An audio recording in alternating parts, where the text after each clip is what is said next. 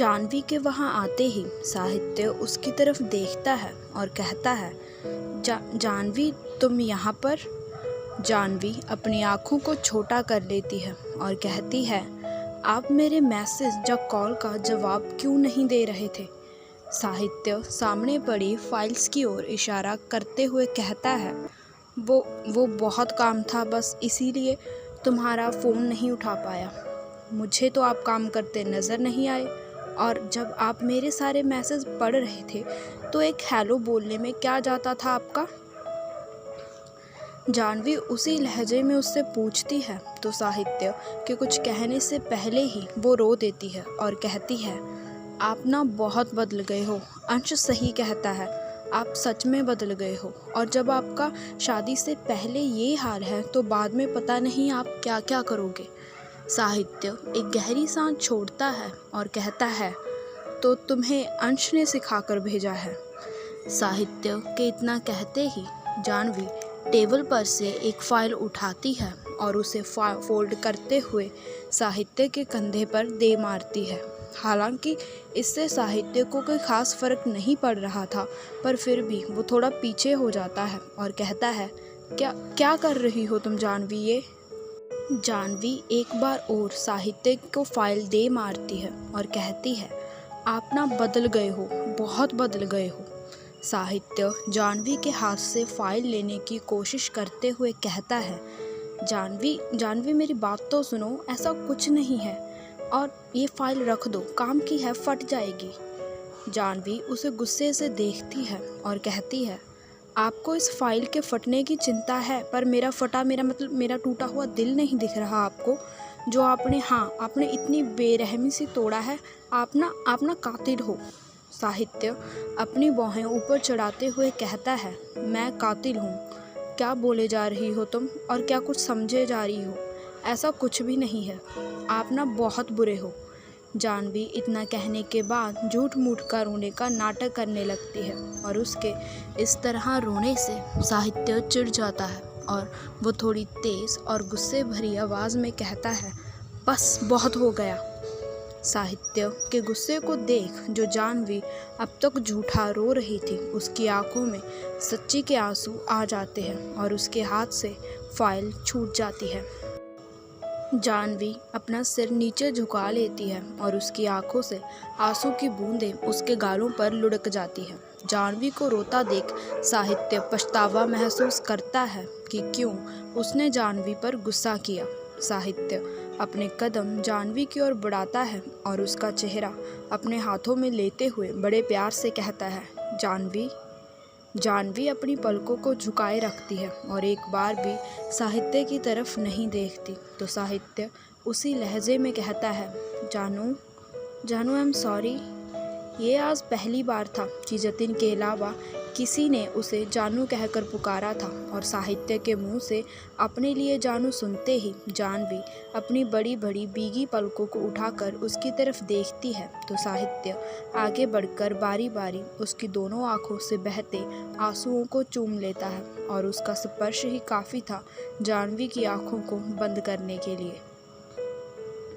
साहित्य अपना सिर जानवी के सिर से जोड़ लेता है और बिल्कुल धीमी आवाज़ में कहता है, मुझे पता है तुम्हें बुरा लग रहा है, पर मैं क्या करूं, मुझे कभी कभी गुस्सा आ जाता है। साहित्य की बात सुनते ही जानवी हिचकी भरते हुए कहती है, पर आप मुझे इग्नोर क्यों कर रहे थे? साहित्य को समझ नहीं आ रहा था कि वो जानवी के इस सवाल का क्या जवाब दे, और कुछ देर सोचने के बाद वो कहता है, जानू वो मैं तुम्हें बताना चाहता हूँ कि पर कैसे बताऊँ, मुझे खुद समझ नहीं आ रहा। जानवी अपना सिर उठाकर उसकी आंखों में देखती है और कहती है, अगर आपको कोई बात परेशान कर रही है तो आप मुझे बता सकते हो, चाहे कुछ भी हो, आप बेझिझक मुझसे सब कह सकते हो। साहित्य वैसे ही उसकी तरफ देखता है और फिर कहता है, मुझे डर है कि वो बात जानने के बाद तुम मुझसे दूर ना हो जाओ, और अगर तुम मुझसे दूर हुई तो मैं बिल्कुल अकेला हो जाऊंगा, मैं तुम्हारे बिना मर। साहित्य ने अभी इतना कहा ही था कि जानवी उसके बात पूरी होने से पहले ही आगे बढ़ती है और उसके होठों को अपने होठों की कैद में ले लेती है। ये आज पहली बार था कि अपने पूरे होशो हवास में जाह्नवी ने खुद साहित्य की ओर पहल की थी। साहित्य और जाह्नवी वैसे ही बंद आँखों से एक दूसरे के होठों को आपस में महसूस करते हैं। जब कुछ देर बाद वो अलग होते हैं तो जाह्नवी साहित्य के सीने से लगते हुए कहती है, ऐसी बात फिर से कभी मत कहिएगा। आपसे पहले मैं खुद मर जाऊंगी। और रही बात अलग होने की, तो इस ज़िंदगी में मैं आपका पीछा नहीं छोड़ने वाली मिस्टर साहित्य ओबरॉय। आपको मुझे हर हालत में झेलना ही होगा। और याद रखिएगा, अब आप पूरे 100 साल ही जिएंगे। तब भी मैं आपके अस्पताल के बेड के पास ही खड़ी रहूँगी जब आप हॉस्पिटल में होंगे, देख लेना। जाह्नवी की आखिर वाली बात सुन साहित्य को हंसी आ जाती है और उसके साथ साथ जाह्नवी भी हंस देती है। और फिर कुछ पल यूं ही एक दूसरे को गले लगाए रखने के बाद साहित्य उससे कहता है, जाह्नवी, मुझे तुम्हें कुछ बताना है। कहिए, जाह्नवी कहती है तो साहित्य उसके चेहरे की तरफ देखने लग जाता है। बोलिए, आपको क्या कहना है? जाह्नवी साहित्य की तरफ देखते हुए पूछती है तो साहित्य कहता है, वो कहना नहीं, कहीं लेकर जाना है। कहाँ? जाह्नवी कहती है तो साहित्य उसका हाथ पकड़ लेता है और उसे अपने साथ लेकर ऑफिस से निकलता है और फिर वहाँ से कार लेकर निकल जाता है।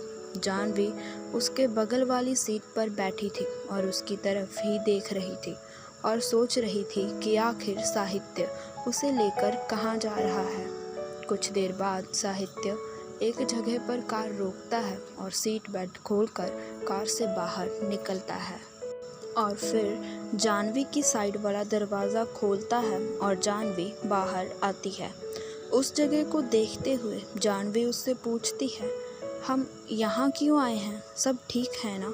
और यहाँ पर कौन है?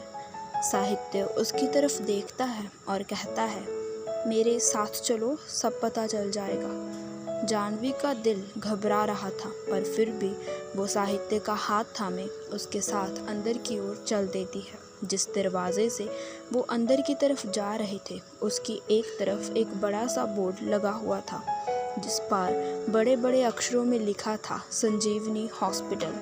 साहित्य जाह्नवी को लेकर लिफ्ट की ओर जाता है और वहां जाते ही 3rd फ्लोर का बटन दबा देता है। जाह्नवी अभी भी साहित्य का हाथ थामे हुए थी। उसे लग रहा था जैसे आज उस पर कोई बड़ा बम गिरने वाला है। कुछ ही पलों में वो लोग 3rd फ्लोर पर पहुंच जाते हैं और साहित्य जाह्नवी को लेकर सबसे आखिर वाले कमरे में जाता है और जाह्नवी को उस कमरे का दरवाज़ा खोलने को कहता है। जाह्नवी, दरवाज़ा खोलो। जाह्नवी उसकी तरफ देखते हुए पूछती है, आप नहीं आ रहे क्या? और यहाँ पर कौन है? साहित्य उसकी तरफ देखते हुए कहता है, मैं हमेशा तुम्हारे साथ हूँ, पर यहाँ तुम्हें ही आगे बढ़ना होगा। जाह्नवी कांपते हाथों से दरवाज़ा खोलती है और अंदर चली जाती है और अपने सामने का दृश्य देख उसकी आंखें हैरानी से बड़ी हो जाती हैं और साथ ही उसकी आंखों से आंसू की कुछ बूंदें निकलकर उसके गाल पर आ जाती है। जाह्नवी अविश्वास के साथ उस तरफ देखे जा रही थी। वो अपनी जगह पर जम सी गई थी। उसे यकीन नहीं हो रहा था कि ये हकीकत है या उसका सपना। जाह्नवी अपनी नज़रों को घुमाती है और अपने बगल में खड़े साहित्य को देखती है तो साहित्य हाँ में गर्दन हिला देता है। जाह्नवी अपने आंसू पोंछते हुए सामने की ओर धीमे कदमों से बढ़ जाती है। उसके सामने एक शख्स बिस्तर पर लेटा था और उसे मशीनों ने चारों तरफ से घेर रखा था। उसकी सांसें तो चल रही थी पर वो अपना शरीर तक हिला नहीं पा रहा था क्योंकि इस समय वो कोमा में था।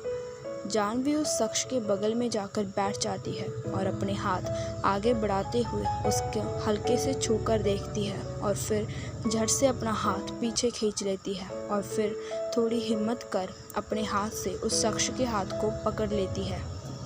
जाह्नवी की आंखों से कुछ आंसू निकलकर उस शख्स के हाथ पर गिर जाते हैं और जाह्नवी भरे गले से बड़ी मुश्किल से कहती है, पापा। ये कहते हुए जानवी रो देती है और लगातार पापा पापा कहने लगती है। जानवी के सामने बिस्तर पर लेटा वो इंसान कोई और नहीं बल्कि प्रताप मल्होत्रा जानवी के पापा थे, जो बेजान से उस बिस्तर पर मशीनों से घिरे हुए पड़े हुए थे। वहीं साहित्य दरवाजे के पास खड़ा नम आँखों से जानवी की और उसके पापा को देखे जा रहा था। उसके अंदर एक अजीब डर ने जन्म ले लिया था और वो डर था जानवी को खो देने का डर। वो जानवी को यहाँ ले तो आया था, पर अब वो डर रहा था जानवी को खोने से। साहित्य मन ही मन खुद से कहता है, I am sorry Janvi, I am sorry. वहीं जानवी नम आँखों से अपने पापा को देखे जा रही थी। उसे अभी भी यकीन नहीं हो रहा था कि उसके पापा जिंदा हैं, वो भी उसकी आंखों के सामने। आखिर यकीन करना मुश्किल तो था ही, अगर कोई अचानक से 20 साल बाद किसी की ज़िंदगी में लौट आए और वो भी मरने के बाद, तो उस पर यकीन तो मुश्किल से होता है ना। जानवी हल्के से अपने पापा के चेहरे को छूकर देखती है और जल्दी ही अपना हाथ पीछे खींच लेती है, जैसे उन्हें उसके छूने से कोई चोट लग जाएगी। इस समय जानवी की क्या हालत थी, वो सिर्फ और सिर्फ वही समझ सकती थी। जानवी उन्हें पापा कहकर बुलाती है, पर वो कोई जवाब नहीं देते और ना ही अपनी आंखों को खोलकर जानवी को देखते हैं। तो जानवी उनकी हालत से अनजान एक बार फिर कहती है, पापा अपनी आंखों को खोलो ना, देखो मुझे, मैं आपकी प्रिंसेस, आपकी जानवी, एक बार देखो ना। क्या आप नाराज़ हो मुझसे? पर नाराज़ तो मुझे होना चाहिए ना आपसे, क्योंकि आप मुझसे कभी मिलने तक नहीं आए और अभी भी देख नहीं रहे मेरी तरफ। जानवी खुद के सवालों का जवाब खुद ही देते हुए कहती है, ओह अच्छा, आप मेरे बुलाने से नहीं उठने वाले हैं ना? मुझे पता है क्यों, क्योंकि आपने थोड़ी कभी मुझे देखा था। आप तो दादी को जानते होंगे ना, आप चिंता मत करो, मैं उन्हें लेकर आती हूँ और फिर देखती हूँ कि आप कैसे उनसे बात नहीं करते, और देखना दादी आपको बहुत अच्छे से डांटेंगी।